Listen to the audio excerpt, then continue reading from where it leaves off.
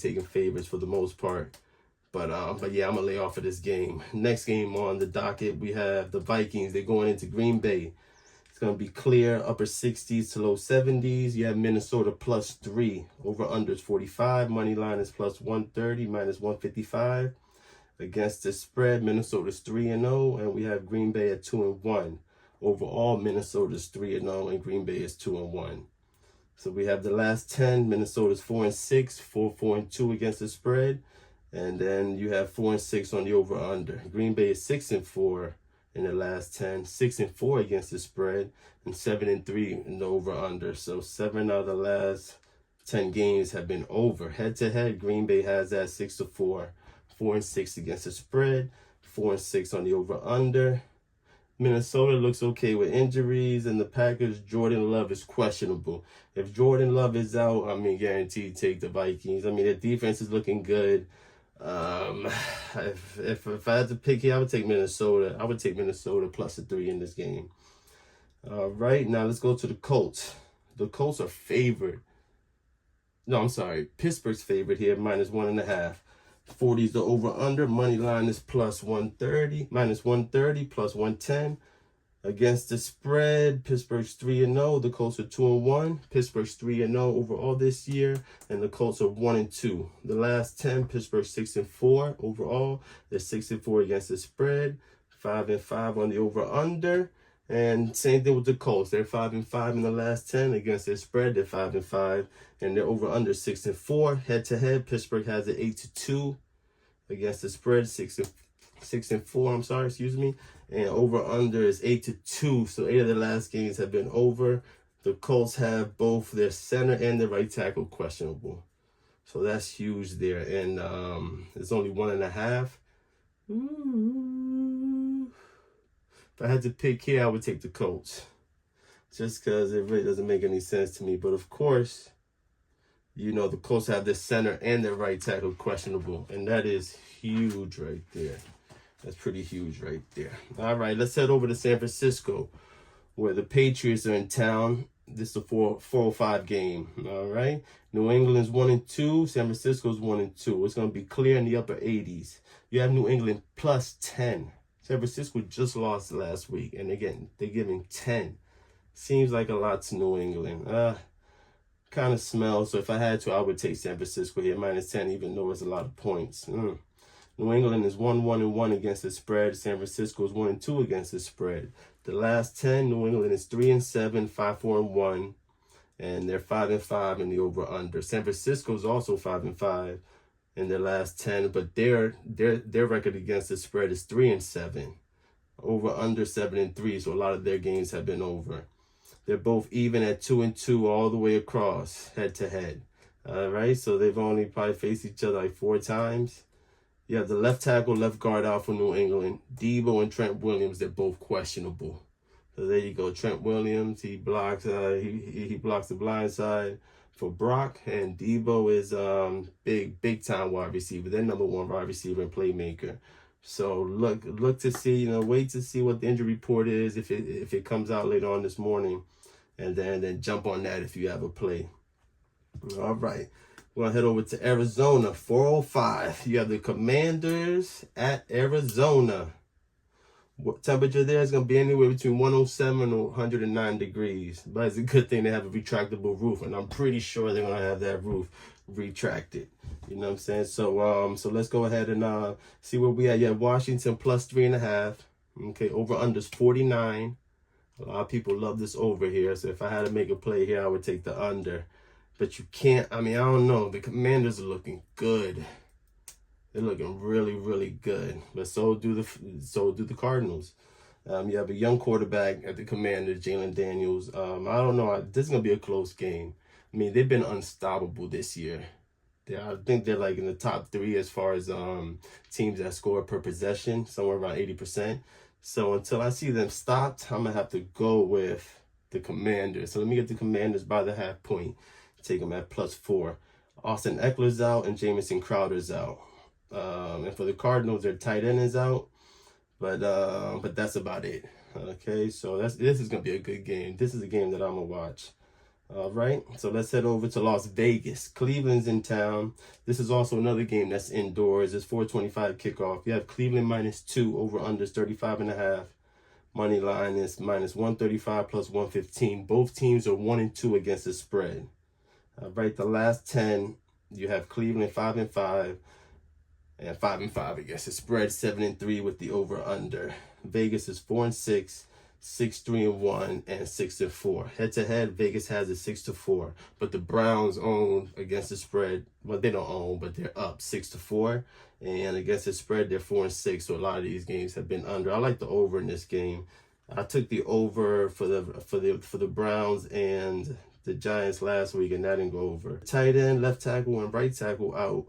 And you have the middle linebacker, Hicks, he's questionable. Then you have Devontae Adams out and Max Crosby's out. The right tackle and left. And their linebackers out. Sorry. Couldn't even read my own notes there for a second. All right, so you have Cleveland -2. I would take the over 35.5. I like the over in this game, but I'm not locking that down, but I like the over in this game. Next, we have Baltimore. We head over to Baltimore. They're facing Buffalo. Buffalo's 2.5 point. They're 2.5 point underdogs. Excuse me. Over under 46. Money line is +120, -145.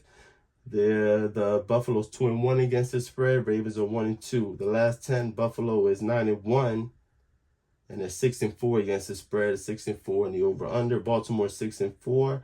5-5 against the spread, 6-3-1 with the over/under. Head to head, Baltimore's up 5-4, and they're 4-4-1 against the spread. Over/under is 2-7. So most of these games have been under, and today's total is 46.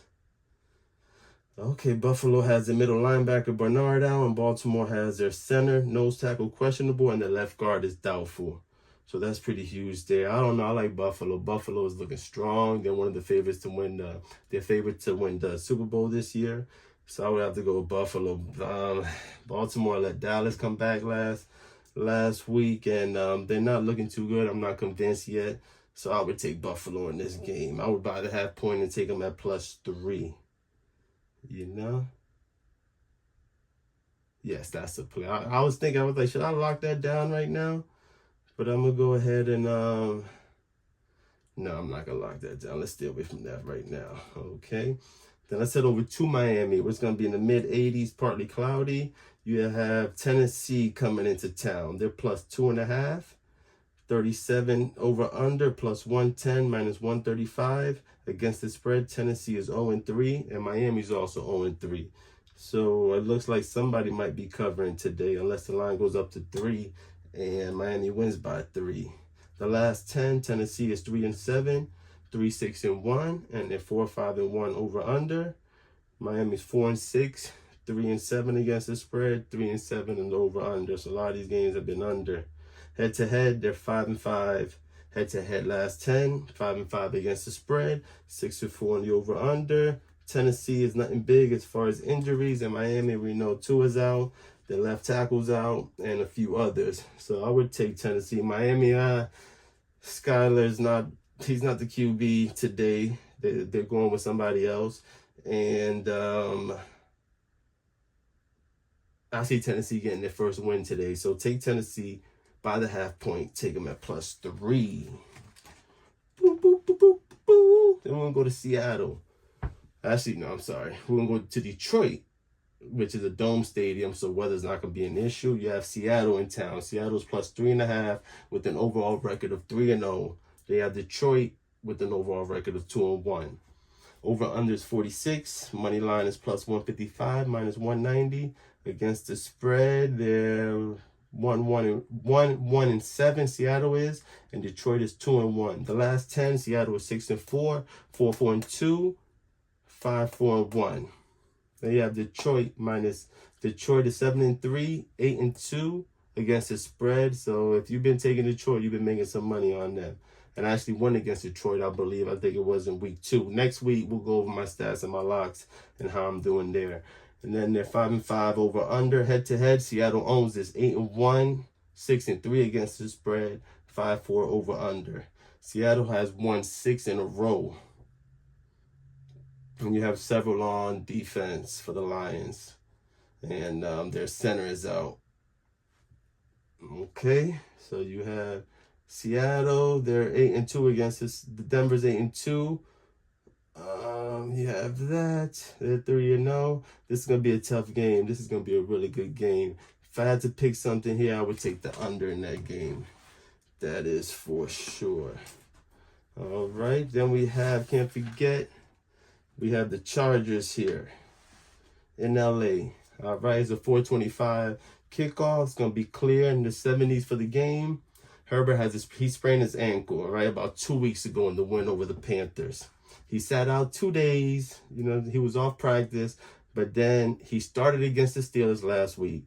But unfortunately for him, he re-aggravated it, and he ended up leaving. The reports say he practiced this whole week, all right? And he says he's feeling good, but he was limited, so we shall see, all right? And not only that, his left tackle is out. His right is doubtful. His, man, I'm doubtful they'll be able to keep up with Kansas City's offense. You know, they have a few injuries. Joey Bosa is out, excuse me. So is Derwin James Jr. He has a big old sus next to his name. He's suspended. And you have Kansas City -7. All right? Whew.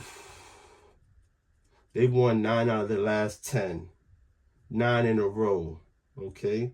They've also, the last time they won a spread, the last time the Kansas City had a spread where they were favored by 7 points or more, that was back in December 31st of 23, and that was versus the Bengals, and they won and covered that game 25-17.